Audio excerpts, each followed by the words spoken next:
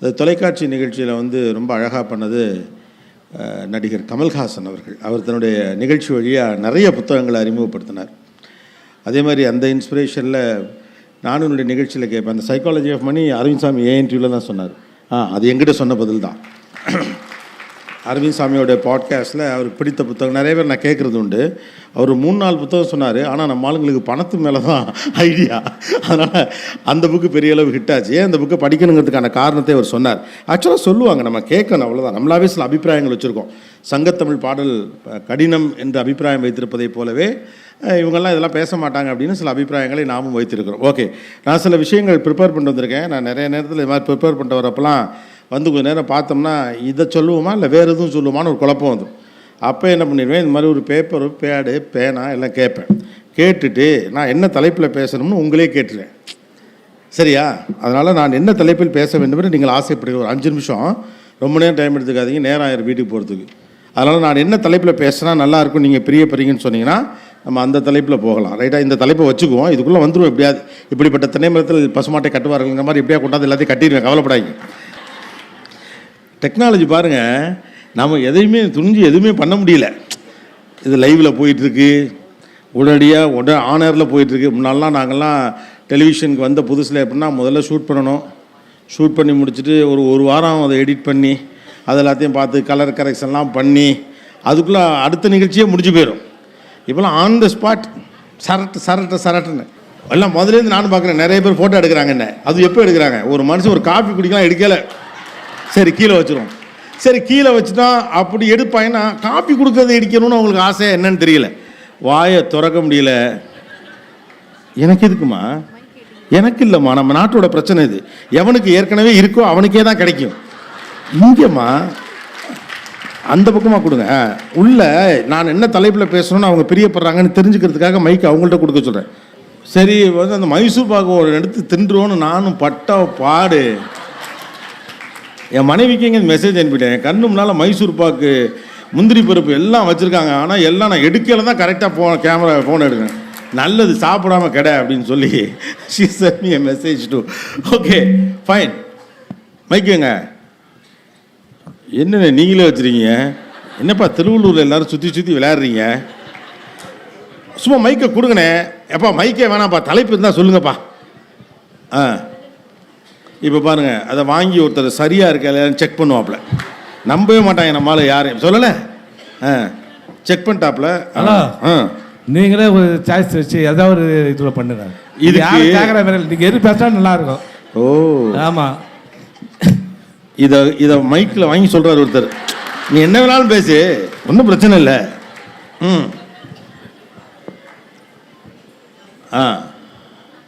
சொல்லுங்கள், தலைப்பு சொல்லுங்கள் சார். நான் சொல்லுமா? நானே சொல்லுவா? நீங்கள் 5ல் 1 சொல்லிங்க. இந்த ஊரில் எதுவும் கலாய்க்கிறாங்களா இல்லை ஊரே அப்படித்தானா? எனக்கு புரியலையே. அண்ணே தலைப்பு ஏதாவது இருந்தால் நீங்கள் சொல்லுங்கள். ஏன்னா நீங்கள் என்ன நினைக்கிறீங்களோ அதை நான் பேசுகிறேன். நீங்கள் ஆசைப்படுறத பேசினா அத்தனை கேட்பீங்க, அதுக்காக கேட்டேனே. நீங்கள் சொல்லுங்கம்மா. மைக்கே வேண்டாமா? தயவு செஞ்சு மைக்கு. அண்ணே வேணாண்ணே, கேட்குறப்ப கொடுக்கல, கேட்காதப்ப 7 மைக் கொடுக்குறீங்க. என்னை பாதித்த மனிதர்கள். ஓகே, டீச்சரா நீங்கள்? டீச்சரா? அது அப்படி எம்ப்ளாய்மெண்ட் ஆஃபீஸா? எங்களை பாதித்த முதல் ஆள் நீங்கள் தாங்க. என்னை பாதித்த மனிதர்கள். Okay, nice. வேறு? கற்றவருக்கு சென்ற இடமெல்லாம் சிறப்பு. கற்றவருக்கு சென்ற இடமெல்லாம் சிறப்பு. ஆமாம், மைசூர் பாக்கெல்லாம் கொடுக்குறாங்க, வச்சிருக்காப்புல. வேறு? அங்கேருந்து இந்த ஃபோட்டோ எடுத்த அம்மாக்கெல்லாம் ஏன் வெறும் போட்டோ தான் இருப்பீங்களா? அதுவும் இந்த 2 பிள்ளைங்க வச்ச மெனிக்கு இருக்கு, எடுக்கவே மாட்டேங்குதுங்க இந்த கேமரா. ஐயா, செல்ஃபோன் வரமா சாபமா? அதை விட முக்கியம் இந்த மைக்கு வரமா சாபமான்னு தெரியல. இவ்வளோ கஷ்டப்பட்டு மைக்கை கொடுத்து அதுலேருந்து ஒரு சத்தமும் இல்லையானே. செல்ஃபோன் வரமா சாபமா? நீங்கள் வச்சுருக்கீங்களா? வச்சுருக்கீங்க. மைசூர் பாக்கு திங்கிறப்ப சாபம், மற்ற நேரம்லாம் வரும். சொல்லுங்கம்மா. வணக்கம் சார். வணக்கம்மா. சார், எதிர்பார்த்தது, அதாவது எக்ஸ்பெக்டேஷன், எக்ஸ்பீரியன்ஸ். எதிர்பார்த்தது அது எதிர்பாராத நடக்கிறது. அந்த மாதிரி நினச்சது ஒன்றா இருக்கும், நடந்தது ஒன்றா இருக்கும், அந்த மாதிரி. நம்ம ஒன்று நினைக்கிறோம் ஒன்று நடக்குதுங்கிறீங்களா? ஆமா, அந்த மாதிரி. தேங்க்யூ. இல்லை எனக்கு கூட புரியல, சும்மா புரிஞ்ச மாதிரி நான் நீங்கள் உங்க திருப்திக்காக நான் செஞ்சேன். நீங்கள் சொல்கிறது தான் எக்ஸ்பெக்டேஷன் அண்ட் ரியாலிட்டி. Yes. நம்ம ஒன்று நினைக்கிறோம், ரியாலிட்டி வேற மாதிரி இருக்கு. ஆமா. ஓகே. பின்னால மைக்கில் என்ன பாரு, புத்தகமே எனது நூலா? அதானே, ரெண்டு ஒன்று தானே. புத்தகமே எனது நூல்கள், புத்தகமே எனது உயிர். ஓகே.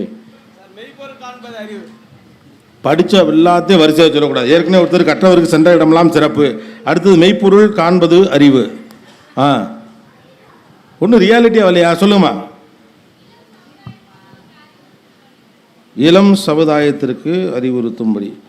ஏன்னா இது மாதிரி தமிழ்நாடு முழுக்க ரொம்ப எஃபர்ட் எடுத்து புக் டு எக்ஸ்போலாம் நடத்துகிறாங்க. பசங்க எண்ணிக்கை ரொம்ப கம்மியாக இருக்குது. ஏன்னு தெரில. ஓரளவு மிட் ஏஜில் நிறைய பேர் வராங்க.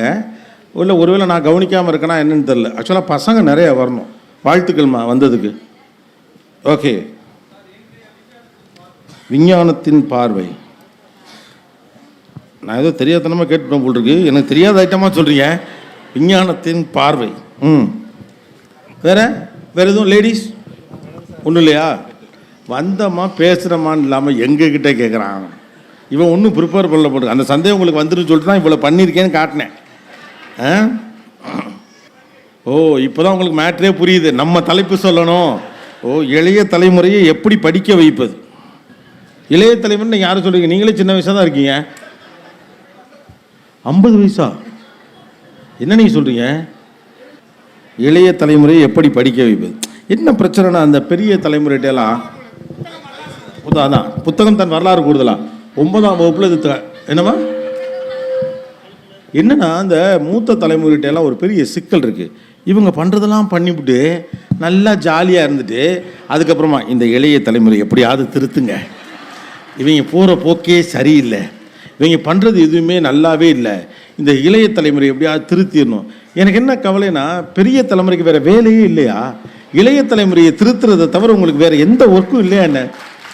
என்ன திருத்தணும்னா எப்படியா திருத்தணும்? என்னையா திருத்தணும்? திருத்துங்க, என்னமாவது பண்ணி திருத்துங்க. முதல்ல நம்ம எல்லாரும் ஒன்று புரிஞ்சுக்கிறோம். ஓகே, நீங்கள் சொன்னது எல்லாமே இதுக்குள்ளே ஓரளவு வருது. என்னை பாதித்த மனிதர்கள், கற்றவருக்கு சென்ற இடமெல்லாம் சிறப்பு, செல்ஃபோன் வரமா சாபமா, எக்ஸ்பெக்டேஷன் ரியாலிட்டி, புத்தகமே மெய்ப்பொருள் காண்பதறிவு, இளம் சமுதாயத்துக்கு என்னமா சொல்லுங்கள். ஃபஸ்ட்டு டாபிக் அவர் சொன்னது என்னமாவது பேசுங்க. விஞ்ஞானத்தின் பயணம், இளைய தலைமுறையை எப்படி படிக்க வைப்பது. ஆமாம் சொல்லுங்கம்மா. நான் 9th ஸ்டாண்டர்ட் படிக்கிறேன். எங்களை மாதிரி ஸ்டூடெண்ட்ஸ்க்கு ஏதாச்சும் ஒரு மோட்டிவேஷன் ஸ்பீச். ஸ்டூடெண்ட்ஸ்க்கான மோட்டிவேஷன். 9th வந்தாலே மோட்டிவேஷன் தேவைப்படுது. அவ்வளோ படுத்துறானுங்க. நீங்கள் சொல்கிறதே எனக்கு புரியுது. பெரியவங்களுக்கு ஏதாவது சொல்லுங்கள். ரொம்ப உசுறு எடுக்கிறானுங்க தானே. அது நீயே நல்லா எனக்கு பழகி ஒருத்தர் இது சொன்னால் இதுக்கு இது அர்த்தம்னு எனக்கு தெரியும். இப்போ இவங்க சொன்னது கூட எக்ஸ்பெக்டேஷன் ரியாலிட்டிங்கிறது நாம் குடும்ப வாழ்க்கையில் என்னென்னமோ நினைக்கிறான். அந்த ஆள் மனுஷன் உட்காந்து டிவி தான் பார்த்துக்கிட்டு இருக்கான். Okay, so students motivation. Okay, all done. நான் பெஸ்ட்டா மாறிக்க வேண்டியது. எங்கள் அப்பா எங்கள் வீட்டில் 3 இது நான் பதில் சொல்லிடுறேன். லாஸ்ட் இது சொல்லுங்கம்மா. எனக்கு ரொம்ப பிடிச்ச புக்கா, அது அப்பப்போ மாறிக்கிட்டே இருக்கும். நான் உண்மையை சொல்லிப்படுறேன். நான் காலேஜ் படித்தப்போ ரொம்ப பிடிச்ச புத்தகம் தோழர், தனுஷ்கோடி ராமசாமி அவர்கள் எழுதிய ஒரு புத்தகம். அதுக்கப்புறம் இப்போ நிறைய வருது. அப்புறம் நான் புக் எக்ஸிபிஷனில் சொல்லப்படாது ஒரு புத்தகத்தை நான் முழுசாக படிக்க மாட்டேன். கொஞ்சம் கொஞ்சமாக படிப்பேன், நடுவில் படிப்பேன், அப்புறம் இதையும் பார்ப்பேன். இப்போ நான் படித்ததில் கொஞ்சம் பெரிய புத்தகம்னா சேப்பியன்ஸ் தான். அவ்வளோ பேஜ் இருக்கக்கூடிய புத்தகம் படித்தது ஓகே, நீங்கள் மோட்டிவேஷன் அல்லாத புத்தகம் அப்படின்னா சேப்பியன்ஸ் தான். ஓகே, யா. அதில் சொன்ன ஒரு விஷயம் எனக்கு ரொம்ப பிடிச்சிருந்துச்சு. மனுஷன் தன்னை காப்பாற்றிக்கிறதுக்காக கோதுமையை விதைச்சான், கடைசியில் கோதுமையை காப்பாற்றுறது மனுஷன் வேலையாக போயிடுச்சுன்னு சொல்லியிருப்பார். மனுஷன் தன்னை காப்பாற்றிக்கிறதுக்காக கோதுமையை விதைச்சான், கடைசியில் கோதுமையை காப்பாற்றுறது தான் மனுஷனுடைய வேலையாக போச்சு. இது கூட எக்ஸ்பெக்டேஷன் வர்சஸ் ரியாலிட்டி மேடம். இல்லை பார்த்தீங்களா, நான் சொல்ல இப்படிப்பட்ட தென்னை மரத்தில் பசுமாட்டை கட்டுவார்கள், நான் கட்டுவேன்னு சொன்னேன், நீங்கள் தான் நம்பலை.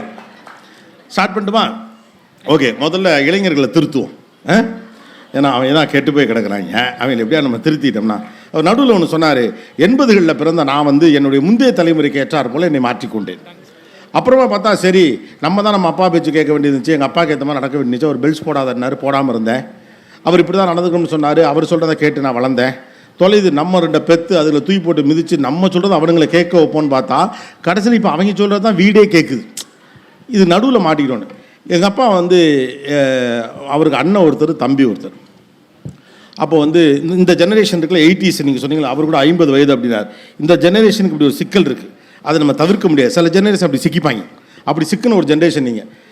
அப்போ வந்து என்னுடைய தாத்தா இறந்தபோது எங்கள் பெரியப்பா வந்து அவருக்கு இறுதிச் சடங்குகள் செய்தார். இல்லை எங்கள் தாத்தா இல்லை, எங்கள் பாட்டி இறந்தப்போ, ஆமாம், எங்கள் பெரியப்பா வந்து இறுதிச் சடங்குகள் செஞ்சார். அப்போ நான் ரொம்ப சின்ன பிள்ளை, அப்போ கூட போனேன், அந்த இதெல்லாம் பார்த்தேன், அந்த இறுதிச் சடங்கெல்லாம் நடந்துச்சு. அதுக்கடுத்து எங்களுடைய தாத்தா இறந்தார். பாட்டிக்கு எங்கள் பெரியப்பா இறுதிச் சடங்குகள் செஞ்சார். எங்கள் தாத்தாவுக்கு பார்த்தா எங்கள் சித்தப்பா இறுதிச் சடங்கெல்லாம் செஞ்சார். அப்போ நான் திரும்பி சுடுகாட்டிலேருந்து வர்றப்போ ரொம்ப சின்ன பையன். அப்போ நான் கேட்டேன் எங்கள் அப்பாட்ட, அப்பா என்னப்பா நீங்கள் எதுவுமே செய்யலையா? இந்த ஃபார்மாலிட்டிஸ்லாம் பண்ணாங்க, பெரியப்பா பண்ணார், இப்போ சித்தப்பா பண்ணார், நீங்கள் ஏன் பண்ணலை எதுவுமே அப்படின்னு கேட்டோன்னே அவர் சொன்னார், நம்ம மரபில் ஒன்று இருக்குப்பா, தாய்க்கு தலைச்சம் பிள்ளை, தந்தைக்கு இளைய பிள்ளை அப்படின்னார். அப்போ நடுவில் இருக்காது அப்படின்னா அவன் இழிச்சவன் அப்படின்னார். கோச்சிக்காதீங்க, எங்கள் அப்பா சொன்னதை நான் சொன்னேன். புரிஞ்சுக்கிறவன் புத்திசாலி. சில ஜெனரேஷன் அப்படி தான் சிக்கும். ஓகே, கால ஓட்டத்தில் சில ஜெனரேஷன் வந்து ரெண்டையும் ஹேண்டில் பண்ண முடியாமல் தவிக்கும். கிட்டத்தட்ட நீங்கள் எல்லாருமே பெரும்பாலும் அடுத்த தலைமுறையை திருத்தணும்னு சொல்ல ட்ரை பண்ணதுக்கான காரணம் என்னென்னா, நான் இருப்பதை போல் என்னுடைய பிள்ளை இல்லைன்னு நம்ம மண்டைக்குள்ளே ஓடிக்கிட்டே இருக்கு. நான் எப்படிலாம் இருந்தேன், இவனுங்கெல்லாம் இப்படி இருக்கானுங்களே அப்படின்னு சொல்லிட்டு நமக்கு ஒன்று இருக்குது. நான்லாம் எங்கள் அப்பா பார்த்தா பயப்பட்டேன், இவனை பார்த்தா நான் பயப்பட வேண்டியிருக்கு. நான்லாம் பெரியவங்க பேச்செல்லாம் அப்படியே கேட்டேன், உண்மையாக பொய்யான்னு தெரியாது, ஏன்னா அதெல்லாம் அப்போ நடந்தது. தாத்தா பாட்டிலாம் போய் சேர்ந்துருச்சு, நம்ம கேட்டும் தொலைய முடியாது. அதனால் நம்ம பாட்டுக்கு நிறைய கதையும் உருது உண்டு. நானும் அப்படி படிப்பேன்னு சொன்ன அப்பாக்கள் 10ஆம் கிளாஸ் சர்டிஃபிகேட்டை காட்டினதே கிடையாது. நானும் செம்மையாக படிப்பேன்னு சொல்கிற அப்பாக்கள்லாம் ஒரு நாள் 10th சர்டிஃபிகேட்டை காட்டுனா கதை கந்தலை, அது காணா போச்சு, விபத்தில் வீடு எரிஞ்சப்போ என்னுடைய சர்டிஃபிகேட்லாம் எரிஞ்சிருச்சுன்னு ஒரு பழைய மோகன் படத்து கதையை சொல்லி அழுவாங்க. சரி 12th சர்டிஃபிகேட்டாக காட்டு, அது ஒரு இடத்துல போனப்போ எம்ப்ளாய்மெண்ட் தொலைச்சிட்டாங்க. சாரி, யதார்த்தமாக இப்படிலாம் இந்த மாதிரி பொய்கள் உங்களை வச்சு நிறையா சொல்லுவோம் நாங்கள். அப்படி நம்ம சொல்கிறதே உண்டு. ஏன் அப்படின்னா நம்முடைய பெரும் பிரச்சனை என்ன அப்படின்னா, முன்னாள்லாம் பிள்ளைகளை இன்னொரு பிள்ளையோடு ஒப்பிட்டு கொண்டு இருப்போம் இல்லையா? எய்த்த வீட்டு ரமேஷோட இந்த வீட்டு சுரேஷை கம்பேர் பண்ணிக்கிட்டே இருப்பாங்க. இந்த வீட்டில் இருக்கவங்க எய்த்த வீட்டு ரமேஷ் எப்படி இருக்கான், நல்ல பிள்ளை, அந்த பிள்ளை மாதிரி ஒரு பிள்ளை இருக்கணும். அவங்க வீட்டில் சொல்லிட்டு இருப்பாங்க சுரேஷ் எப்படி இருக்கான், ஆக மொத்தம் நம்ம பெற்றது உருப்படாதுன்னு நமக்கே தெரியும் போல் இருக்கு. எய்த்த வீட்டு பிள்ளை தான் நல்ல பிள்ளை, பிள்ளையவாத மாற்றிக்கலாம்ல, அதுவும் மாற்ற மாட்டீங்க, நான் பெற்றது, ஐயோ இது எப்படி நான் விடுறது அப்படின்னு நம்ம விடவும் மாட்டோம்.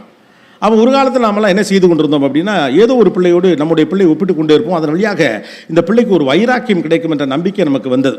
அந்த எதிர்வீட்டு பிள்ளை நன்றாக இருப்பதாக சொன்னால் அதன் வழியாக கோபப்பட்டு எரிச்சலாகி அதுக்கப்புறம் அது வைராக்கியமாக மாறி காலையில் 6 மணிக்கு எந்திரிச்சு 8 மணி வரைக்கும் படித்து 9 மணிக்கு பள்ளிக்கூடம் போய் சாயந்தரம் 5 மணிக்கு வந்த உடனே காலையெல்லாம் கழுவிட்டு சாமி கும்பிட்டுட்டு மறுபடியும் 6லேருந்து 8 மணி வரைக்கும் படிச்சுட்டு அப்புறம் கொடுக்குற சாப்பாட்டை சாப்பிட்டுட்டு 9 to 10 மறுபடியும் படிச்சுட்டு அவன் தூங்கி ஃபஸ்ட் ரேங்க் எடுத்துருவான்னு நினச்சா அவன் கிடக்குறான் லூசு சுரேஷன்றான் ரமேஷ்.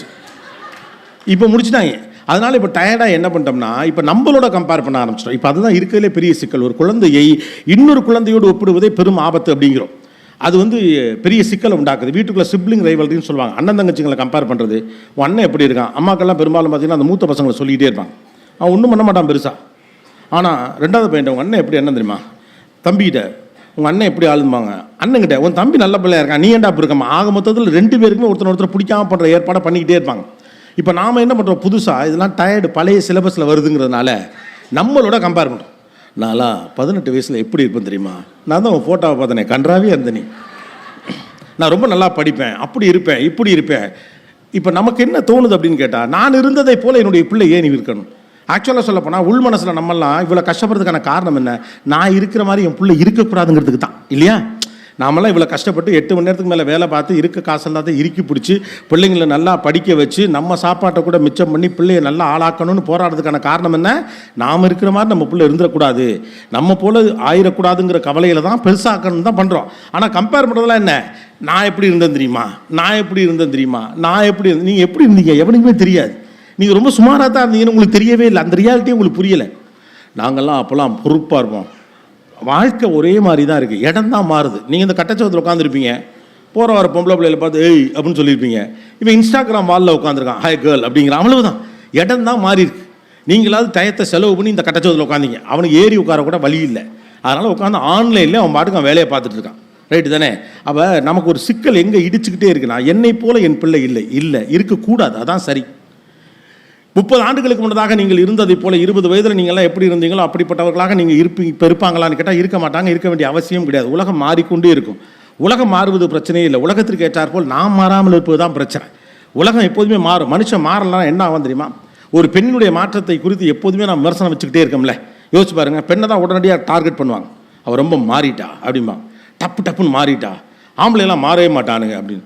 ஆம்பளைங்களாம் மாறவே மாட்டாங்க. ஏன்னா ஆம்பளை மாறாமல் இருந்தால் கூட பொழப்ப ஓட்டிடலாம். பெண் மாறாமல் இருந்தால் என்ன ஆகும் யோசிச்சு பாருங்களேன். இப்போ ஒரு பொண்ணு இருக்குது, டக்குன்னு மாறிட்டா அப்படின்னா பெண் மேலே வைக்கக்கூடிய முக்கியமான சார்ஜ் என்ன, உடனடியாக மாறி விடுகிறாள். அதுக்கு வெவ்வேறு பேர்கள்லாம் வச்சுக்கிட்டே இருப்பாங்க. பெண் மட்டும் மாறாமல் இருந்தால் என்ன ஆகும் இந்த சமூகம்னு யோசிச்சு பாருங்களேன். அவள் 8ஆம் கிளாஸ் படித்த மாதிரியே அவள் பிள்ளை 8ஆம் கிளாஸ் படிக்கிறப்ப இருந்தால் என்ன ஆகும்? ஊடு. யோசிச்சு பாருங்கள். அவள் மாறிக்கொண்டே இருப்பாள். தங்கையாக, அதுக்கப்புறமாக ஒரு நல்ல தோழியாக, அதுக்கப்புறம் அம்மாவுடைய கூட இருந்து வீட்டு நிர்வாகத்தை பார்க்கக்கூடிய ஒரு பெண்ணாக, திருமணமான பிறகு இன்னொரு குடும்பத்துடைய தலைவியாக, அலுவலகத்தில் ஒரு பெரிய பதவியில், இப்படி பல இடத்துல வெவ்வேறு இடத்துல அவள் மாறிக்கிட்டே இருப்பாள். அப்படி அவள் மாறலைன்னா குடும்பம் ஓஞ்சி போயிடும். அவ்வளவுதான். ஆணுக்கு என்ன சிக்கல்னு கேட்டால், பெண் மாறலாம், என் ஜௌரியத்துக்கு ஏற்ற மாதிரி மாறலாம். ரைட்டா? கல்யாணம் ஆகி 2 வருஷத்தில் என் மாமியாருக்கு உடம்பு சரியில்லை, நான் போகணும்னு சொல்லிட்டு அம்மா முடியாதப்ப கிளம்பி போயிடுவாங்க. அவன் அம்மாவுடைய பாயிண்ட் ஆஃப் வியூவில் அந்த பொண்ணு மாறிட்டா. ஆனால் கணவனுடைய பாயிண்ட் ஆஃப் வியூவில் என் பொண்டாட்டி மாதிரி உலகத்திலே பார்க்க முடியாது. எங்கள் அம்மா அப்படி பார்த்துப்பா, அவன் மாறிட்டா. ஆக்சுவலாக அவங்க அம்மா விட்டு சிலபஸ் படி உலகம் மாறும், மாறிட்டே இருக்கும். மாறாமல் இருந்தால் தான் நம்ம ஒரே இடத்துல உட்காந்துருவோம். பிரச்சனை என்னென்னா, உலகம் மாறிடுச்சு, நான் மைண்ட் லெவலில் மாறாமல் இருக்கேன். அந்த வேர்ல்ட் சேஞ்சஸ். உலகம் மாறுகிற போது கூட சேர்ந்து மனதளவில் நம்ம மாறணும். 80s நீங்கள் பிறந்திருந்தாலும் சரி, 70s பிறந்தாலும் சரி, என்னவா இருந்தாலும் சரி தான். உங்கள் 10th ஸ்டாண்டர்ட் சர்டிஃபிகேட்லாம் எரிஞ்சு போன கதை எங்களுக்குலாம் தெரியும். நீங்கள் என்ன பண்ணீங்கிற விவரம்லாம் எங்களுக்கு தெரியும். அடுத்த தலைமுறையை நீங்கள் பயங்கரமாக திருத்தலாம் ட்ரை பண்ணவே பண்ணாதீங்க. நான் இந்த தலைமுறை உலகம் நமக்கு தெரியலை. இப்போ இருக்கக்கூடிய பிரச்சனைகள் நமக்கு பெரிதாக தெரியாது. நீங்களாம் 80s இருக்கப்போ உங்கள் வீட்டில் உங்கள் அம்மா கிட்ட வந்த கம்ப்ளைண்ட் என்னவாக இருக்கும்? எழுத்து விட்டு பையன் அடிச்சிட்டான், இல்லை நம்ம அந்த பையனை அடிச்சிட்டான். இவ்வளோ தான் பெரிய கம்ப்ளைண்ட். அதிகபட்ச கம்ப்ளைண்ட்டை தான். ஃபஸ்ட் பேட்டிங் தரலை, பேட்டு வச்சுருக்கோம் தான் ஃபஸ்ட் பேட்டிங். அவன் அவுட்டும் ஆக மாட்டேச்சான். அவன் அவுட் ஆனால் நோ பாலுன்று வாங்க. எவன் பேட்டு வச்சுருக்கானோ அவன் கடைசி வரைக்கும் அவுட்டே ஆக மாட்டான். இன்றைக்கி நம்ம வீட்டு பிள்ளைகள் சந்திக்கக்கூடிய பிரச்சனைகள் என்னன்னு கூட நமக்கு தெரியாது. அதான் இன்றைக்கி இருக்கக்கூடிய ரியாலிட்டி. இப்போ அப்படி ஒரு சண்டை கேள்விப்பட்டீங்களா? எழுத்து விட்டு பையன் அடிச்சிட்டான். எழுத்து விட்டு பையன் அடிச்சு விட்டான்னு வந்து நம்ம வீட்டில் சொன்னால் நம்ம முதல்ல என்ன சொல்லுவோம் ஞாபகம் இருக்கா அவங்களுக்குலாம்? நம்ம முதல்ல சொல்லுவோம், நீ தான் அவனை அடிச்சிருப்பேன். என்றைக்குமே சொந்த பிள்ளைக்கு சப்போர்ட் பண்ண குடும்பம் ஒரு குடும்பமும் கிடையாது. எல்லாமே எழுத்து விட்டு பிள்ளைக்கு தான் சப்போர்ட் பண்ணிக்கிட்டே இருக்கும். இப்போ பிள்ளைகளுடைய மனவியல் மாறி இருக்குது. நம்ம அம்மா அப்படி சொன்னப்போ போமா அப்படின்னு நம்ம போய் சகஜமாக கடந்ததை போல் இப்போது பிள்ளைகள் கடந்து போவது இல்லை. முதல்ல நீங்கள் வாழ்க்கையில் இந்த ஜெனரேஷனை புரிஞ்சுக்கணும், இல்லை இவங்களை திருத்தணும், இல்லை மாற்றணும், ஏதாவது ஒன்று பண்ணணும்னு நினச்சிங்கன்னா இந்த தலைமுறையுடைய உளவியல் என்னங்கிறத புரிஞ்சுக்கணும். இந்த தலைமுறையே தவறென்று நீங்கள் தீர்மானமாக முடிவெடுத்து விட்ட பிறகு இந்த தலைமுறைக்கு நல்ல தகவல்களை உங்களால் கொண்டு போய் சேர்க்கவே முடியாது. நம்முடைய பண்பாடுகளை, நம்முடைய நல்ல பழக்க வழக்கங்களை எல்லாவற்றையுமே தண்டனை போல தான் பிள்ளை மேலே திணிக்க பார்க்கணும் இல்லையா?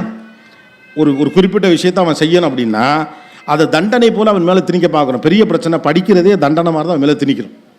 படிப்பால் என்னென்னலாம் நடக்கும். ஒரு இலக்கியம் படித்தவன் எவ்வளவு ஏகாந்தமாக அவ்வளோ சந்தோஷமாக இருக்கும். சங்கத்தமிழ்லேருந்து ஒரு பாடலை சொல்லுகிற போது அந்த பொண்ணோட பாடி லாங்குவேஜ் அப்படி இருக்கு, அப்படி கை அப்படி ஒசத்தது. மானம்தான் அவள் அழகுன்னு அவ்வை பாட்டியை பற்றி சொல்லுகிற போது அவங்கள்ட்ட ஒரு பெருமிதம் இருக்குது. படிப்பதால் கிடைக்கக்கூடிய ஏகாந்தம் என்னவென்று ஒரு நாளும் நாம் சொல்லித்தந்ததே கிடையாது. புத்தகங்களை பல படிக்கிறதுனால என்னென்ன நல்ல விஷயங்கள் நடக்கும் நம்ம சொன்னதே கிடையாது. ஏன் அகாடமிக்ஸ்லேயே பாடப்புத்தகத்தை படிப்பதாலேயே என்னென்ன நல்ல விஷயம் நடக்கும், நல்ல மார்க் எடுத்தால் என்ன பண்ணலாம்னு சொன்னதே கிடையாது. நல்லா படிங்கிற ஒரு வார்த்தையை நல்லா படிங்கிறத தவிர வேறு எல்லா மாதிரியும் சொன்ன ஒரே ஆளுங்க நம்ம தான். நல்லா படி நம்ம சொன்னதே இல்லை. நீ படிக்கலை உருப்பிட மாட்டேன், படிக்கலை ரோட்டில் தான் நிற்பேன், படிக்கலை நாசமாக போயிடுவேன், படிக்கலை நான் உங்கள்கூட பேச மாட்டேன். அதுக்காகவே படிக்க மாட்டான். நீ பேசாமல் இரு, எனக்கு அது போதும். நீ பேசாமல் இருந்தாலே நான் நிம்மதியாக இருப்பேன். இது எல்லாம் எங்கிருந்து வருது அப்படின்னா உங்கள் காலத்தோடு இது ஒப்பிடுகிற போது வருகிறது. என்னை போல என் பிள்ளை இல்லை, நீங்கள் இருந்தது போல அவன் இருக்க மாட்டான். உங்கள் அப்பா என்ன சொன்னாலும் நீங்கள் கேட்பீங்க. இன்றைக்கி பல பேருக்கு உண்டு இல்லை, எங்கள் அப்பா சொன்னது தேவையில்லாமல் கேட்டுட்டேங்கிற வருத்தத்தோடு இருக்கவங்க வெளியில் வேணால் சொல்லாமல் இருக்கலாம். அவங்க சொன்னாங்களே அது மாதிரி மனதுக்குள்ளே ஒன்றும் வச்சுக்கிட்டு வெளியில் ஒன்று சொல்ல முடியாமல் இருப்போம். இந்த தலைமுறையுடைய பிக்கஸ்ட் குவாலிட்டி எக்ஸ்பிரஷன். நமக்கெல்லாம் கிடைக்காத மிகச்சிறந்த வாய்ப்பு இந்த பிள்ளைகள் தங்கள் மன உணர்வை அப்படியே வெளிப்படுத்துவார்கள். அவனை வெளிப்படுத்துவதற்கான சுதந்திரமும் தைரியமும் இந்த தலைமுறைக்கு இருக்குது. ஆனால் அவன் படிச்சிருக்கான், நம்ம படிக்க வச்சுருக்கோம். படிப்புடைய மிக முக்கியமான விஷயமே என்னென்னா தன் மனதில் பட்டதை துணிச்சலாக சபையில் வைக்கிறது தான். நீ ஆனால் 20 வருஷமாக ஏன் ஜெயிக்கிது தெரியுமா? மனுஷன் மனசில் பட்டதை சபையில் துணிச்சலாக வைக்கிறான், அதில் தான் ஜெயிக்குது. மனசில் பட்டதை சபையில் துணிச்சலாக வைக்கிறான், பொது பார்வைக்கு முன்னே வைக்கிறான். இது தப்பா சரியா வாடா சண்டைக்குங்கிறான், பேசி பார்ப்போம் வா அப்படிங்கிறான். முன்னால் அப்படி இருந்துச்சா பேசியெல்லாம் பார்க்க முடியுமா? உங்கள் அப்பா சொன்ன பிறகு நீங்கள் பேசியெல்லாம் பார்த்துட முடியுமா? அடுப்பில் போய்ட்டு அம்மாட்ட தனியாக பேசலாம். விடு அப்பா பற்றி உனக்கு தெரியாதா? அப்பாக்கள் அதிகாரமிக்க மனிதர்களாகவே கடைசி வரைக்கும் இருந்ததைப் போல நீங்களும் இருக்கலாம் என்று என்பதில் பிறந்துவிட்டு ஒரு நாளும் கனவு காணாதீர்கள். நீங்கள் நினச்ச இட்லி கூட உங்களுக்கு கிடைக்கிறதுங்கிற கவலை எனக்கு தெரியும். முன்னாலெல்லாம் வீடுகள் எப்படி மையப்படுத்தப்பட்டதாக இருந்தது? அப்பாவின் அதிகாரத்திற்கு மையப்படுத்தப்பட்ட ஒரு வீடு. அப்பா என்ன சாப்பிடணும்னு நினைக்கிறாரோ அதுதான் காலைல நமக்கு டிஃபன். அப்பா என்ன சாப்பிட்ணும்னு நினைக்கிறாரோ அதுதான் நமக்கு நைட்டு சாப்பாடு. இப்போ வீட்டிலலாம் அப்படியே சாப்பாடு கிடைக்குது. ஒரு 45 வயசு ஆளுக்கு இட்லி மேலே 4 கேரட்டை போட்டு கொடுக்குறாங்க. என்னப்பா இது அப்படின்னு கேட்டால், அவனுக்கு சுட்டேன் உங்களுக்கு வச்சேன். ஏன்னா பிள்ளைக்கு செஞ்சதான் மிச்சம் மீதி தான் அப்பா அம்மாக்கே கிடைக்கிது. அப்போ உலகம் மாறி இருக்குது, பிள்ளைகள் மையப்படுத்தப்பட்டதாக உலகம் மாறி இருக்கிற போது உங்கள் காலத்தோடு நீங்கள் அவர்களை எப்படி ஒப்பிட முடியும்? என்னை போல் அவனுக்கு கீழ்ப்படுதலை, உங்களுடைய கீழ்ப்படுதலில் ஒரு பொய் இருந்துச்சு இல்லையா? அந்த ஆளை பிடிக்காது. தாய்மாமே வேறு தலையெழுத்தன்னு வந்தால் வாங்க மாமா நல்லா இருக்கீங்களா மாமா, அங்கிட்டு போய் கெட்ட வார்த்தையில் திட்டுறது. இவன் திட்டுறதுனா நேராக திட்டிடுவான். இவனுக்கு அந்த பிரச்சனையே கிடையாது. அப்போ யதார்த்தத்தை புரிஞ்சுக்கணும். எக்ஸ்பிரஷன் தான் இந்த ஜெனரேஷனுடைய பிக்கஸ்ட் திங். அதை நம்மளால் எதிர்கொள்ள முடியலை. அது ஒரு பெரிய ப்ராப்ளம். எக்ஸ்பிரஷன் நம்மளால் எதிர்கொள்ள முடியலை. ஏன்னா நான் குற்றமற்றவன், பரிசுத்தமானவன், சுத்தமான ஆள், அதிகாரம் மிக்கவன்லாம் நினச்சிக்கிட்டே இருக்கிறான். வீட்டில் யாருக்கு பவர் இருக்கோ அவன் செய்கிற எல்லாமே ரைட்டுன்னு இந்த சமூகம் ரொம்ப காலமாக நம்பினதுனால அவனை எதிர்த்து கேள்வி கேட்குற ஒருத்தன் திமிரு பிடிச்சவனு ஒரு பேர் எடுத்தவனாக இருக்கான். டிவியில் தரன்னு பேசக்கூடிய ஒருத்தனை பாராட்டுறீங்க, அதே பேச்ச உங்கள் வீட்டில் ஒரு பிள்ளை பேசுன்னு வச்சுக்கோங்களேன், வாயை மூடு அப்படிம்பா நம்ம இல்லையா? இப்போ நான் பேசுகிறதுக்கே கை தட்டுறீங்கல்ல, இதே பேச்ச உங்கள் வீட்டில் ஒரு பையன் பேசட்டும், சோழி முடிஞ்சு தலை திரிச்சு பேசுகிறான். இதுக்கு தான் அவனை படிக்க வைக்கக்கூடாதுன்னு அப்படிங்கிறது. அவள் கருத்துக்களை சுதந்திரமாக வெளியிடுவதற்கான வாய்ப்பும் சூழலும் பெற்றிருக்கக்கூடிய ஒரு தலைமுறைக்கு காது கொடுப்பது தான் இந்த தலைமுறையுடைய முதல் வேறு. காதுள்ளவன் கேட்கணும், மனசு இருக்கவன் தான் கேட்கணும் முதல்ல. அப்போ கேட்கவே நம்ம ரெடியாக இல்லாதனால கூட இன்ஹிபிஷன் இருக்குல்ல. என் அம்மா இப்படி நடந்துக்கல, நான் ஏன் இப்படி நடந்துக்கணும், எங்கள் அப்பா அப்படி நடந்துக்கல, நான் ஏன் இப்படி நடந்துக்கணும், அப்படி நடந்துக்க முடியாது, வேறு வழியே கிடையாது. ரைட்டு தானே? பசுபதி அப்படின்னோடனே பாஞ்சு வந்து டபால்னு சரத்குமார் மாட்டை அடக்குவார்ல, அப்படி நீங்கள் கூப்பிட்டோடனே ஒரு பசுபதியும் வரமாட்டான். ஹோம்ஒர்க் இருக்குது, வேலையை பாருமா. ஒன்று யார் இப்போ இங்கே போச்சு சொன்னது, சும்மாரியா? அதுக்கெல்லாம் வரமாட்டானுங்க. நீங்கள் கூப்பிட்டோடனே பாஞ்சு வந்து மாட்டெல்லாம் அடக்கலாம் முடியாது. அவனுக்கு 1008 வேலை கிடையாது. ஏன்னா உங்களை போல உங்கள் பிள்ளைகளால் ஏன் இருக்க முடியாது? உங்களிடமிருந்து எதிர்பார்க்கப்பட்டதற்கும் இந்த தலைமுறை பிள்ளைகளிடமிருந்து எதிர்பார்க்கப்படுவதற்கும் எவ்வளோ வித்தியாசம் இருக்குன்னு யோசிப்பாங்க. உங்கள்கிட்ட அதிகபட்சம் என்ன எதிர்பார்த்தாங்க? நல்லா படி, ஒழுங்கார், கெட்ட பேர் வாங்கி கொடுத்துறாரு, ஏதாவது ஒரு வேலை போய் பொழைச்சிக்கத்தான் சொன்னாங்க இவங்களை. இப்போ அப்படியே சொல்கிறாங்க, நல்லா படி. சரி நல்லா படிக்கிறேன், 500க்கு 490 எடுத்துருப்பா, 90 ஆவதா? நீ எவ்வளோ எடுத்த? அதான் சொன்னலப்பா, 10th ஸ்டாண்டர்டு வீடு எரிஞ்சப்போ சர்டிஃபிகேட்டே எரிஞ்சு போச்சு. What was the expectation of us? நம்மளுடைய எதிர்பார்ப்புகள் நம்முடைய குழந்தைகள் மீது என்னவாகலாம் இருக்குன்னு யோசிச்சு பாருங்க. ஒரு ஒரு ஒரு 80ல் பிறந்த அவர் சொன்னார்ல, நான் இந்த பிள்ளை தலைமுறைக்கு அட்ஜஸ்ட் பண்ணி போக வேண்டியிருக்குன்னு. உங்கள்கிட்ட எதிர்பார்க்கப்பட்டது அவ்வளோதான். 400 மார்க் எடுத்தால் ஊரே திருவிழா மாதிரி கொண்டாடுவாங்க, புது சட்டையெல்லாம் எடுத்துருவாங்க. 400 மார்க்ஸ். இவன் என்ன பண்ணுறதுன்னு தெரில. பயலுக்கெல்லாம் போகிற போக்கில் 500க்கு 502 503 எடுப்பாங்க போது. நான் படித்தப்பெல்லாம் மேக்ஸில் மட்டும்தான் 100 எடுப்பாங்க. அதுவே அதை எடுத்தவனே அப்படியே வெள்ளை கலரில் ஒரு சட்டையை போட்டு ஸ்டைலாக தெரியும். அவனே யார்ட்டையும் பெருசாலும் பேச மாட்டான், ஏன்னா படித்தவனா ரொம்ப அமைதியாக இருப்பானு. இப்போ தமிழ், இங்கிலீஷு என்னென்னமோ எடுக்கிறானுங்க. பரீட்சையே எவ்வளோ மார்க் வைக்கிறான்னு தெரியல. 110 போர்டு இருக்குது, அந்த போர்டில் எப்படி இருக்குது, இது இருக்குது. நான்லாம் பேச்சு போட்டியில் இருக்கும்போது நதி தன் வரலாறு கூறுதல், இது மாதிரியெல்லாம் இருக்கும். இயற்கை வளம் இப்படி தான் தலைப்பு கொடுப்பாங்க. என் பொண்ணு டிபேட் காம்படிஷன் போகிறா, சவுத் ஆஃப்ரிக்காவில் ஏன் தண்ணீர் பஞ்சம் இருக்குன்னு பேசுகிறான். நான் சொன்னேன், சவுத் ஆஃப்ரிக்காவில் தண்ணீர் பஞ்சத்துக்கு நமக்கு என்னமா ப்ராப்ளம்? இல்லைப்பா, it's a part of global வார்மிங்கோடைய ஒரு பார்ட் இது, அதை பற்றி நாங்கள் பேசுகிறோம் அப்படிங்கிறான். அப்போ தலைப்பே நதிதன் வரலாறுலேருந்து சவுத் ஆஃப்ரிக்காவில் தண்ணீர் பஞ்சத்துக்கு போயிடுச்சு. இப்போ நதிதன் வரலாறு கூறுதல் பேசின நான் இவனை கைட் பண்ணணும். யோசிச்சு பாருங்கள், விளங்குமா என்ன? இப்போ அதுதான் பிரச்சனை. நமக்கும் அவர்களுக்கும் இருக்கக்கூடிய இடைவெளியினுடைய யதார்த்தம் நமக்கு புரிய நம்முடைய ஈகோ தடுக்கிறது. அதிகாரத்தின் வழியாக குடும்பத்தை நிர்வகிக்க நாம் முயற்சி செய்கிற போது ஏற்படக்கூடிய ஒரு பெரும் போராட்டம் நமக்கும் நம்முடைய பிள்ளைகளுக்கும் நடந்து கொண்டே இருக்கிறது. இன்னொன்று சொல்கிறேன், உங்கள் தாத்தா இருந்ததை போல் உங்கள் அப்பா இல்லை, அதனால தான் உங்கள் அப்பா வளர்ந்தார். உங்கள் அப்பா இருந்தது போல் நீங்கள் இல்லை, அதனால தான் நீங்கள் கொஞ்சம் வளர்ந்தீங்க. நீங்கள் இருப்பதை போல் உங்கள் பிள்ளை இருக்க வேணாம், அப்போ தான் அவன் வளருவான். அவ்வளவுதான். அதில் லேசாக ஒரு ஆயத்தெல்லாம் விழுகும். நான்லாம் எங்கள் அப்பா முன்னால் நின்று கூட பேச மாட்டேன், என்னை எழுத்து பேசுகிறான், பேசத்தான் செய்வான். அதான் சொல்கிறது, ஒரு எக்ஸ்பிரஷன் தான் இந்த ஜெனரேஷனுடைய மிக முக்கியமானது. படித்தவன் கேள்வி தான் கேட்பான். அதானே ஏன் என்ற கேள்வி இங்கு கேட்காமல் வாழ்க்கையில் அறிவு என்பது என்ன? பதிலை தேடுவதில்லை, துணிச்சலாக கேள்வி எழுப்புவதுதான். வாய மூடுன்னு சொல்கிறது அறிவார்ந்த சமூகம் கிடையாது. கேள்றாங்கிறவன் தான் அறிவார்ந்த சமூகம். அவன் எல்லாத்தையும் கேள்வி கேட்பான். குடும்பத்தை கேள்வி கேட்பான், அரசியலை கேள்வி கேட்பான், புத்தகத்தை கேள்வி கேட்பான். நீங்கள் சொன்னதெல்லாம் சரிலாம் சொல்லிட்டுலாம் போயிட்டுலாம் இருக்க மாட்டான் இல்லையா? இன்றைக்கி சோஷியல் மீடியாவில் அத்தனை கேள்வி ஏன் கேட்குறான்னா, அவனுக்கு தோணுது இது சரியில்லை, இவன் சொல்லிட்டா மட்டும் சரியா, இவர் பெரியவர் பேசிட்டா மட்டும் அது சரியா, இந்த புத்தகத்தில் வந்ததால் மட்டும் இது சரியாக இருக்க முடியாது. எனக்கென்றும் ஒரு பார்வை இருக்கிறது. என்னுடைய பார்வையும் பரிசீலனைக்கு எடுத்து வை. அவன் சின்ன ஆளா பெரிய ஆளான்னு பார்க்காத. சொன்னவன் பெரியவனா சின்னவனா யார் என்னங்கிறது கேள்வி இல்லை, என்ன சொன்னாங்கிறது முக்கியம். அப்போ என் கருத்து முக்கியம். அப்போ அந்த கருத்துக்கு இங்கே இடமளிக்கணும். வயசுக்கு தக்கன பேசு. நம்ம வீடுகளுடைய வார்த்தைகள்லாம் கவனிச்சு பாரு. பெரியவங்க பேசிகிட்டு இருக்க உனக்கு என்ன வேலை? அப்போ சின்னவங்க நாங்கள் பேசிகிட்டு இருக்க நீங்கள் உட்காந்துருக்கீங்களா? அது பார்த்துருங்களா இல்லையா? 4 பசங்க உட்காந்து அப்படியே அதுலேயும் ஏதாவது கிசு கிசு சிக்குதான்னு பார்க்குது. எதுவும் பேசுகிறாங்களோ, நம்மளை பற்றி எதுவும் பேசுவாங்களோ, இல்லை அவங்கள பற்றி எதுவும் பேசுவாங்களோ, சின்னஞ்சிறுசுக்கு ஏதோ பேசிகிட்டு இருக்காங்க. விட்றீங்க நீங்கள் அடுப்புலேருந்து அருவாமனை அறுத்துக்கிட்டே பார்த்துக்கிட்டே இருக்குது. அதுவும் 9ஆம் கிளாஸ் படிக்கிறப்ப என் கிளாஸ்மேட்டை கூட்டியாந்து ஒரு பொம்பளை பிள்ளையோட மட்டும் பேசினா சோழி முடிஞ்சு. நம்முடைய கற்பிதங்கள் எல்லாவற்றையும் அவர்கள் தலைமையில் வச்சுக்கிட்டே இருக்கும். நேரமாகிவிட்டது எழுந்து போங்கள் என்று சொல்லுகிற பூங்காக்கள் இருக்கிற வரை வாழ்க்கை அநாகரிகமானதுன்னு நட்பு காலம்னு ஒரு புத்தகத்தில் அறிவுமதி சொல்லுவார். அர்த்தம் என்ன? நேரமாகிவிட்டது எழுந்து போங்கள் என்று சொல்லுகிற பூங்காக்கள் இருக்கிற வரை வாழ்க்கை அநாகரிகமானது. ஏன்னா நேரம் ஆயிடுச்சு, இருட்டிருச்சு. இருட்டுனா ஒரு பையனும் பொண்ணும் தப்பு தான் பண்ணுவான் நீ நினைக்கிற கற்பிதம் இருக்குல்ல, அதில் தான் அழுக்கு இருக்கு. எல்லாத்தையும் சந்தேகத்தோடு பார்க்குறவங்க மனசுலேருந்து விலகி அவனை முதல்ல சாதாரணமாக பாருங்க. அவங்ககிட்ட இருக்க நல்லது கிட்டத்தெல்லாம் பண்ணும் இல்லையா? உங்கள் தாட் ப்ராசஸ், அவங்க கூட அழகாக சொன்னாங்களே, உங்கள் எண்ணங்களுடைய வீரியத்தில் தான் அதற்கான சூழ்நிலைகளே உருவாகும். உங்கள் தாட் எல்லாத்தையுமே மாற்றும். நம்ம கற்பனையிலே இந்த சமூகத்தை அணுகிறோம். நம்ம 4-5 கற்பனை வச்சுக்கோம். இந்த ஜெனரேஷன் பசங்களுக்கு நன்றியே இல்லை, பாயிண்ட் நம்பர் 1. இந்த ஜெனரேஷன் பசங்களுக்கு எதுவுமே புரியாது, பாயிண்ட் நம்பர் 2. இந்த ஜெனரேஷன் பிள்ளைகள் பொறுப்பற்றவர்கள், பாயிண்ட் நம்பர் 3. இந்த ஜெனரேஷன் பசங்க காமன் சென்ஸே இல்லாதவங்க, பாயிண்ட் நம்பர் 4.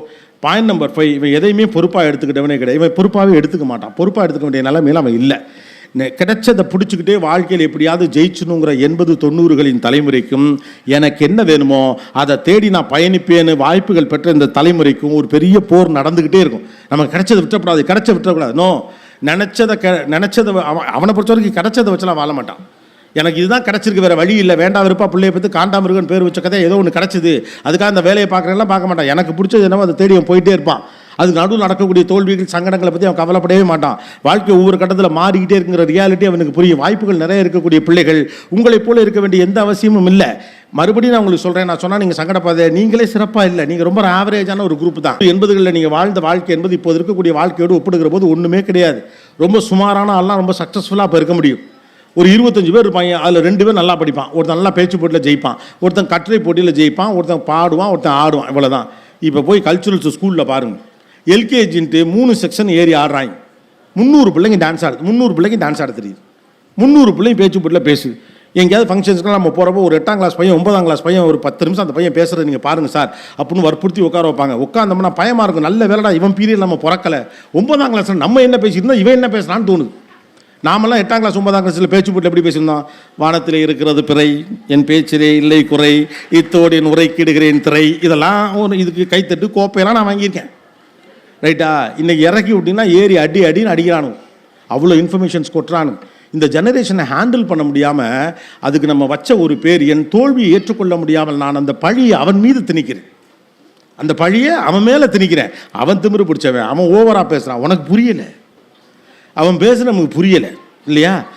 சின்ன குழந்தையா இருக்கப்ப என்ன அறிவாக பேசுகிறான்னு சொன்ன இதே வாய் தானே இல்லையா? அவன் 2 வயசு 3 வயசு இருக்கிறப்ப ஏதாவது ஒன்று பேசுவான், எப்படில என்ன அறிவாக பேசுது, ஏன்னா அப்போ அவன் யார்கிட்டையாவது பேசியிருப்பான்.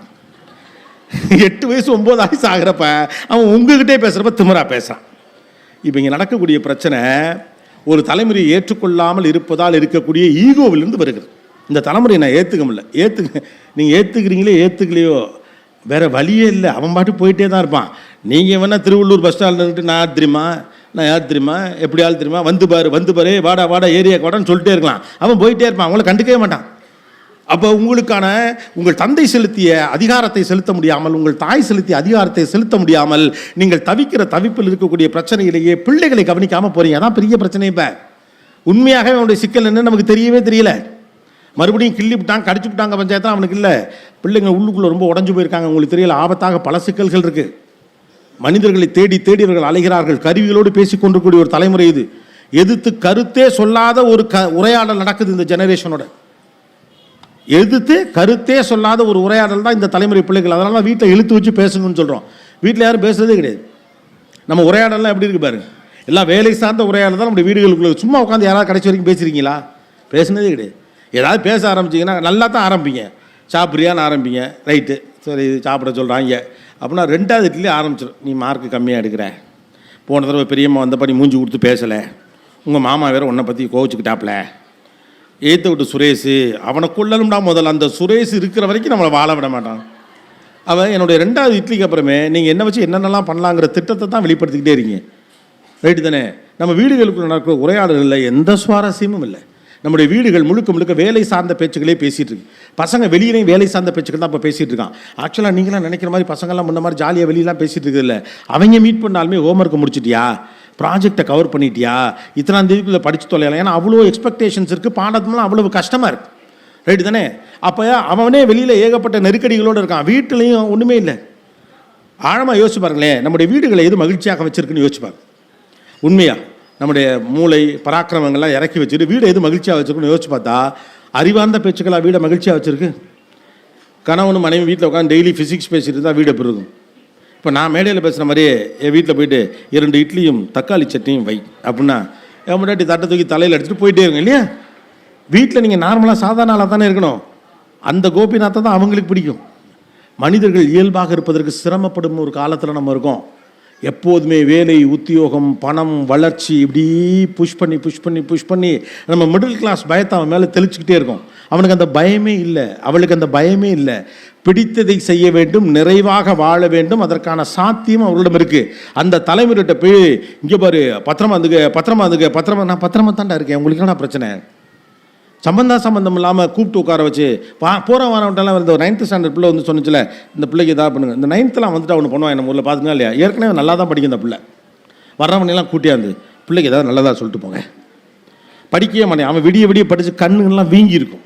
நமக்கு அட்வைஸ் பண்ணுறவங்களுக்கு 8th ஃபெயில் ஆனவன், 11th ஃபெயில் ஆனவன், 12th பாஸ் ஆகாதவன், காலேஜுக்கே போகாதவன், இவெல்லாம் உட்காந்துக்கிட்டு நமக்கு பூரா அட்வைஸ் பண்ணுவாங்க.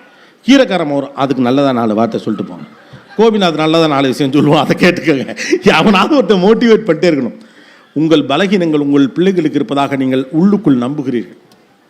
அந்த பயம்தான் உங்களை போட்டு புரட்டி எடுக்குது. உங்களை ஒதுக்கி வைத்து விட்டு உங்கள் பிள்ளையை பாருங்கள். உங்களை ஒதுக்கிட்டு பாருங்கள். உங்கள் பலகீனங்கள், உங்கள் பலம், உங்கள் அதிகாரம் இதெல்லாத்தையும் ஒதுக்கிட்டு ஒரு தனி நபராக நீங்கள் அவரை பார்த்தீங்கன்னா உங்களால் பார்க்க முடியும். எழுத்து விட்டு சுரேஷை ஏன் உங்களால் கொண்டாட முடியுதுன்னா அவனை தனி நபராக பார்க்குறீங்க. அவன் உங்கள் சொத்து இல்லைன்னு உங்களுக்கு தெரியும். உங்கள் சொத்து இல்லை என்று நீங்கள் தெரிந்து கொண்டு அந்த பிள்ளையை பார்க்கிற போது அந்த பிள்ளையின் பலம் தெரிகிறது. என் சொத்து, என் உடைமை என்று நினைத்துக் கொண்டு ஒரு பிள்ளையை பார்க்கிற போது அந்த பிள்ளையுடைய குறைகள் மட்டும்தான் தெரியுது. பிள்ளைகள் உங்கள் சொத்து அல்ல, அவர்கள் இந்த சமூகத்தின் சொத்து. They are the resources of this country. இல்லையா? ஒருத்தர் வளர்றான் அப்படின்னா உங்களால் மட்டும் வளரல, முதல்ல அந்த இதுலேருந்து வெளியில் வரணும். கோபிநாத் வந்து இன்னைக்கு மேடையில் நின்று பேசுகிறான்னா இத்தனை வாத்தியார் பின்னால் நின்றுருக்காங்க, சும்மா கிடையாது. படிக்கும்போது இந்த பயலுக்கு ஏதோ ஒரு இது இருக்குது, நான் போயிட்டு பேச்சு போட்டுலாம் அடிச்சு கப்பா தூக்கிட்டு வருவேன். கரூர் கல்வி மாவட்டத்தில் நம்ம போனோம்னா சுற்று போட்டு கிராமத்துக்கே நம்மளை தெரியும். எல்லாம் முடிச்சுட்டு புதன்கிழமை அன்னைக்கு வந்துட்டு கலர் ட்ரெஸ் எங்கள் ஸ்கூலில் போடுவோம். அன்றைக்கி வந்து இந்த பரிசெல்லாம் வாங்கினா அவனை மேடையில் ஏற்றி கௌரவம்லாம் படுத்துவாங்க. எல்லாம் முடிச்சுட்டு அந்த கோப்பையோடு அப்படி பந்தா போனால் எங்கள் முத்தியாலையை காதை பிடிச்சி திருக்கி நீ என்ன பேசணும் உனக்கு கோப்பை கொடுத்தாங்க அப்படிம்பார். என்னன்னா ஒரு மனுஷன் இப்படி திட்டுறான் நம்மளை, இப்படியெல்லாம் பேசுகிறாரு, நம்ம எவ்வளோ இடத்துல ஜெயிக்கிறோம் போகிறோம், இவர் திட்டுறாரு நம்மளை அப்படின்னு. அவர் புலவர் பட்டம் பெற்ற தமிழாசிரியர். அவர் என்கிட்ட சொல்லுவார், உனக்கு பேச தெரியுது ஆனால் உங்கள்கிட்ட வார்த்தை இல்லை அப்படிம்பார். இன்றைக்கு வார்த்தைகளுக்காக அறியப்படக்கூடிய ஆட்களில் நானும் ஒரு ஆள் நான் நம்புகிறேன். அந்த ஆள் அவ்வளோ வார்த்தை சொல்லுவான், கடன்னு பேசுகிறான் ஐயா அப்படின்னு சொல்கிறாங்கல்ல, உண்ட வார்த்தை பத்தலை, அதனால தேவையில்லாத வார்த்தையெல்லாம் கொண்டாந்து ரேண்டமாக நீ அடிச்சு விட்றா அப்படிம்பார். அவர் தான் எனக்கு வெண்பா எழுத சொல்லி கொடுத்தார். 4 மலர் காசு பிறப்பில் முடியணும், ஏர்ச்சீர் வண்டல்னா என்ன, வெண்சீர் வண்டல்னா என்ன, அதோடைய தாக்கம் நேர் தேமான்னு ஒரு புத்தகமே நான் எழுதுனேன். என் மவளுக்கு வெண்பானே பேர் வச்சேன். ஒரு வாத்தியார் பிடிச்சி இழுத்தார், டேப் பண்ணார். ஏன்னா அவருடைய உடைமையாக அவரை பார்க்கல. இந்த பையன்கிட்ட ஏதோ ஒன்று இருக்குது பார்ப்போம். இப்படி பல வாத்தியார்கள், நண்பர்கள், உறவுகள் எல்லாரும் சேர்த்து தூக்கி மேலே கொண்டாந்து தான் ஒருத்தனை நிறுத்த முடியும். தானாக ஒருத்தன் தூக்கி மேலெல்லாம் வர முடியாது. கமலஹாசன் அழகாக சொல்லுவார், ஒரு பிள்ளையை தூக்கி பிடிச்சிருக்கப்ப அந்த புள்ள மேலே இருக்கு, ஆனால் தூக்கி பிடிச்சிருக்கிறதுனால தான் புள்ள மேலே இருக்குன்னு பிள்ளைக்கு தெரியணும் அப்படிம்பார். அப்படி தான் நான் மேடையில் நிற்கிறேன். எல்லாம் தூக்கி பிடிச்சி தான் ஒருத்தன் மேடையில் வந்து நிற்கிறான். ரைட்டு தானே? அப்போ எல்லாருமா சேரணும். அப்போ முதல்ல சேரணும்னா முதல்ல நீங்கள் உடமையாக பார்க்காதீங்க, அவங்ககிட்ட என்ன இருக்குன்னு பாருங்கள். நம்ம ஏன் உடமையாக பார்க்குறோன்னா என் கனவுகளை இந்த பிள்ளை வந்து வெளியில் எக்ஸிக்யூட் பண்ணணும். அதுக்கு தான் நம்ம பெற்றதே. வைரமுத்துன்னு சொல்லுவார், அது அந்த வரிகள் எனக்கு கரெக்டாக ஞாபகம் இல்லை. ஜப்பானில் ஒரு குழந்தை விஞ்ஞானியாக பெற்றெடுக்கப்படுகிறது, அமெரிக்காவில் ஒரு குழந்தை அறிஞராக பெற்றெடுக்கப்படுகிறது என்னமோ சொல்லுவார். சொல்லிட்டு கடைசியாக சொல்லுவார், இந்தியாவில் மட்டும் ஒரு பிள்ளை கொல்லிக்காக பெற்றெடுக்கப்படுகிறது. ஏன்னா கடைசியில் ஒன்றுமே இல்லைண்ணா, கொல்லி போட ஒரு பிள்ளை வேணாமா, கொண்டே பெசன்ட் நகரில் கொடுக்கடா, சொம்பில் தந்துடுவான். ஏன்டா இதுக்கெல்லாமாடா ஒரு பிள்ளை வைப்பீங்க? ஆத்திர அவசரத்துக்கு வரதுக்கு பக்கத்து விட்டு நான் ஒன்றா டேட் கிடச்சா வரப்போகிறேன். ஆத்திர அவசரத்துக்கு புள்ளை பார்க்கறதுக்குலாம் ரீசன் வேண்டாமா, ஒரு நியாயம் வேணாமா? அப்போ பிள்ளையை உடமையாக பார்ப்பது, சொத்தாக பார்ப்பது. யாருடைய சொத்தும் அல்ல. உங்கள் மனைவி கூட உங்கள் சொத்து அல்ல, உங்கள் கணவர் உங்கள் சொத்து அல்ல. இன்றைக்கி இளம் பிராயத்துடைய யங்கர் பீப்புளுடைய ப்ராப்ளம் என்ன? கணவர்களுடைய சொத்து. என்னோடு மட்டுமே பேச வேண்டும், நான் தான் இருக்கேன் இல்லை நீ. ஆனால் நான் நிறைய பார்த்துருக்கேன். ஃப்ரெண்ட்ஸோட வெளியில் போகக்கூடாது. ஏன் போகக்கூடாது? அப்புறம் நான் தான் இருக்கேன்ல, நீ எங்கூட இரு, ஞாயிற்றுக்கிழமை ஃபுல்லாக எங்கூட இரு. அவன் ஃப்ரெண்டோட போகக்கூடாது. அப்புறம் நான் வந்த பிறகு அவனுக்கு என்ன ஃப்ரெண்டு வேண்டி கிடக்கு? ஏன்னா அவர் என்னுடைய உடைமை, நான் பொழுதுபோக்குக்கு வச்சு விளையாடுவேன். குழந்தை என்னுடைய உடைமை, மனைவியினுடைய உடைமை. இவர் life partner is your partner, not your asset. பிள்ளை உங்கள் உடைமை அல்ல, அதற்கென்று வேறு இலக்குகள் இருக்கிறது, அவர்களுக்கென்று வேறு கனவுகள் இருக்கிறது, அவர்களுக்கென்று சில வியாக்கியானங்கள் இருக்கிறது, அவர்களுக்கென்று சில தத்துவம் இருக்கிறது, அவர்களுக்கென்று சில அரசியல் எதிர்பார்ப்புகள் இருக்கிறது, அவர்களுக்கென்று வேறு வேறு கவிதை புத்தகம் இருக்கிறது. நீங்கள் படித்ததே தான் அவனும் படிக்கணும், நான் பண்ணதே தான் அவனும் பண்ணணும், என்ன மாதிரியே தான் அவனு இருக்குன்னா கடைசி வரைக்கும் உங்களை மாதிரியே தான் அவனு இருப்பான். எங்கே? திருவள்ளூர் பஸ் ஸ்டாண்டில் நின்றுட்டு வாடா பார்ப்பான், அங்கே தான் அவன் நிற்பான். நீங்கள் இந்த மேற்கு பக்கமாக நிற்பீங்க, அவன் கிழக்கு பக்கமாக நிற்பான். அவங்க ஃபேமிலி அப்படி தாங்க, அங்கேன்னு வாடா பார்ப்போன்னு சொல்லிக்கிட்டு இருப்பாங்க. அப்படி சொல்ல வேண்டியதான். ஒருவரை புரிந்து கொள்ள வேண்டும் என்றால், ஒருவரை முழுமையாக உணர வேண்டும் என்று நீங்கள் நினைத்தால் வெளியிலிருந்து பாருங்கள், வெளியிலேருந்து அவங்களை கவனி. இப்படி தான் இருக்கும் என் பிள்ளைங்கிற ஜட்ஜ்மெண்ட்டோட ஒரு பிள்ளையை நீங்கள் பார்க்க ஆரம்பிச்சுன்னா உலகம் மாறிடும். அப்புறம் 30 வருஷத்துக்கு ஒரு தடவை உலகம் மாறிடும். World will change every other 30 years. 30 ஆண்டுகளுக்கு முறை உலகம் மாறிக்கிட்டே இருக்கும். நீங்கள் உங்களுடைய காலகட்டத்தில் இருந்த எல்லா விஷயத்தையும் வச்சுக்கிட்டே இப்போ இருக்கக்கூடிய பிள்ளைகள் நீங்கள் அணுக முடியாது. இந்த உலகத்துடைய ஒரே மொழி வேகம்தான். மாற்றத்தை நீங்கள் தடுக்கவே முடியாது. இதான் இன்றைக்கி நடக்குது. என்னென்னலாம் மாறி இருக்கு கவனிச்சிருக்கீங்களா? ஒன்றுமே எங்கள் கையில் இல்லை. கிளவி செத்துச்சுன்னு தந்தி வந்துச்சுன்னா கிளவியை கொண்டு போய் புதைச்ச பிறகு தான் தந்தியே வந்து சேரும். வடிவேல் மாதிரி எங்கள் அப்பா எங்கடா புதைச்சிங்கன்னு போய் கேட்கணும். இங்கே தாயா எரிச்சிட்டான், சூடாக காப்பி ஊற்றினா கூட தாங்க மாட்டாரடா, அவரை யாரா எரிச்சு விட்டீங்கன்னு 3 நாள் ஆகும்.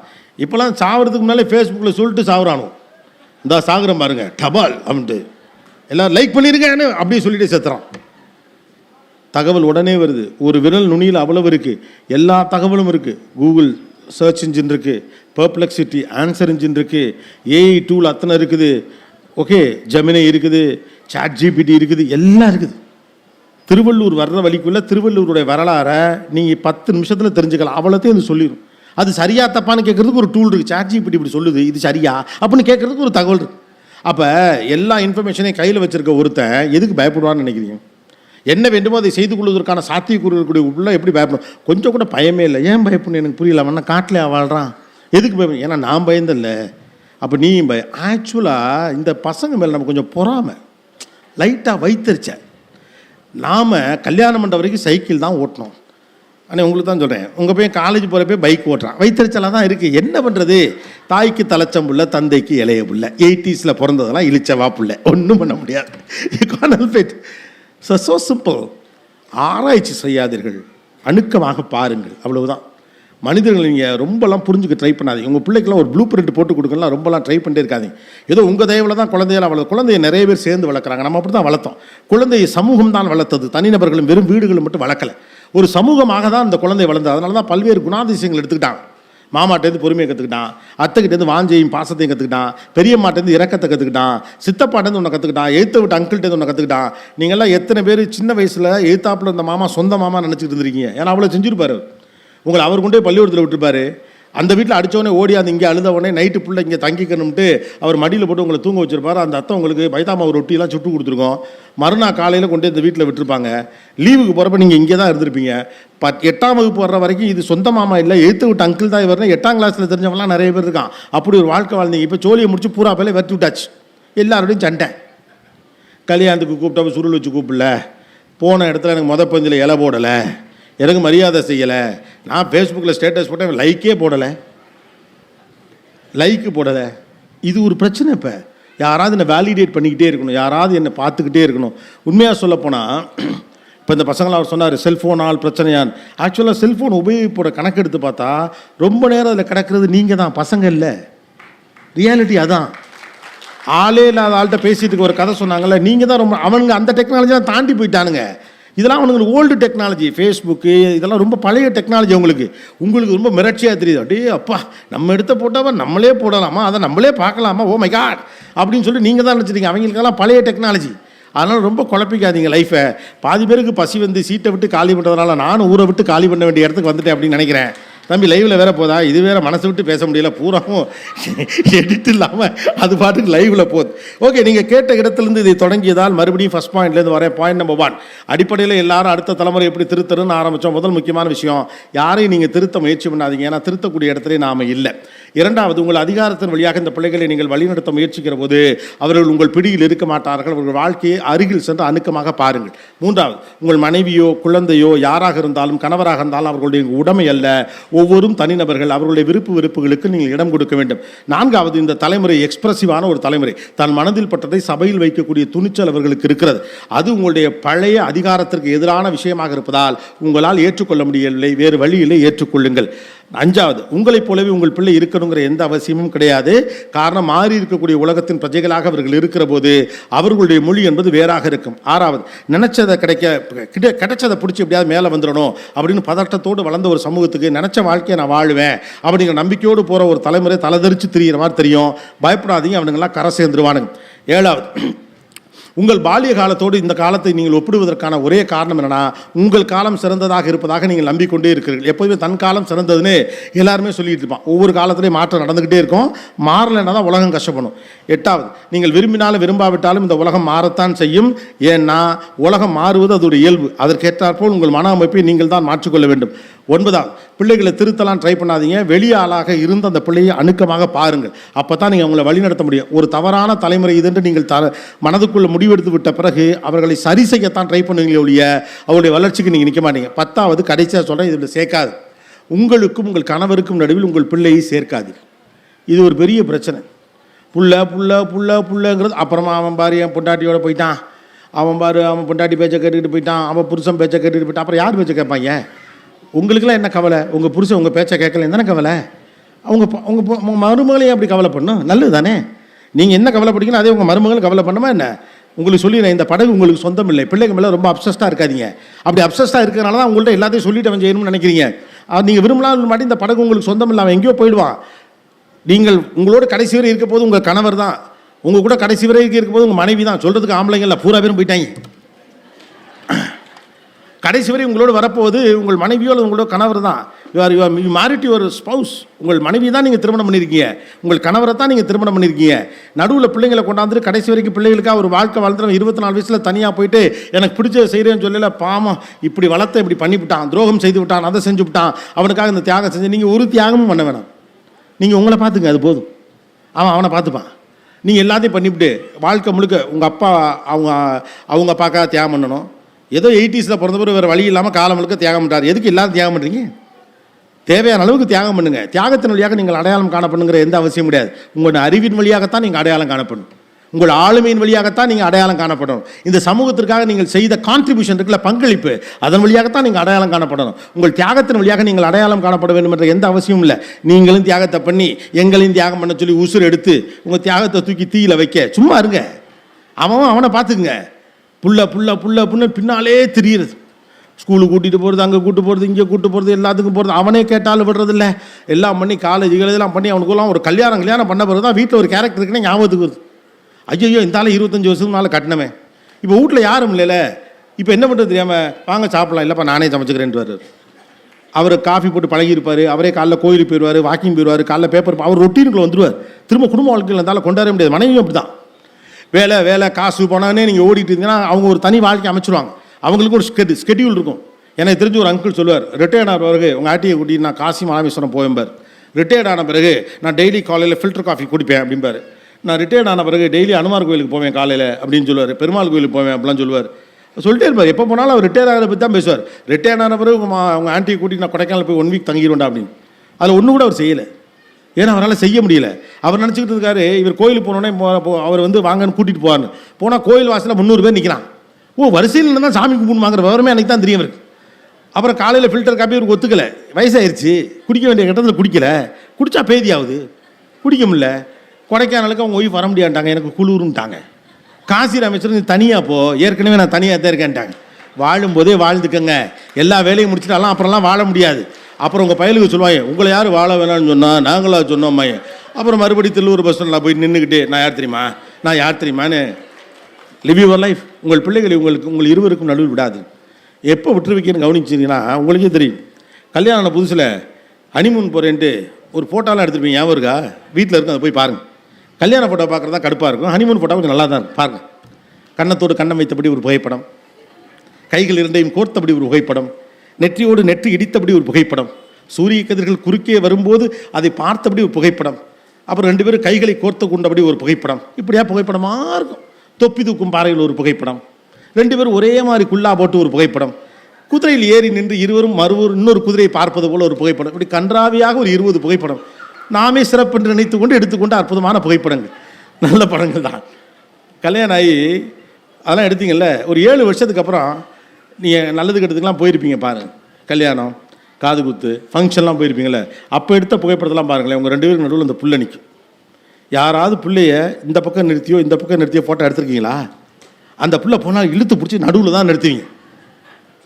ஏன்னா இந்த உலகமே இந்த பிள்ளைக்காக தான். இல்லை, இந்த பிள்ளை உங்கள் சொத்துமல்ல, இது உங்களோடு இருக்க போவதும் அல்ல, அது என்றைக்கும் ஒரு நாள் உங்களை விட்டு தான் போகுது.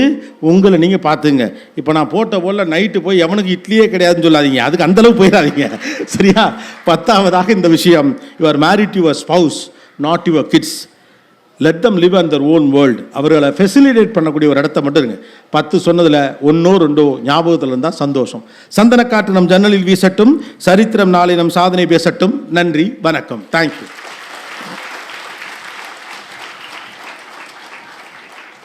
இந்த பதிவை குறித்து உங்களுடைய கருத்துக்கள் வரவேற்கப்படுகின்றன. மறவாது ஐதருமபுரி சேனலை சப்ஸ்கிரைப் செய்து பாருங்கள். இந்த நாள் இனிய நாளாக அமைய வாழ்த்துகின்றோம்.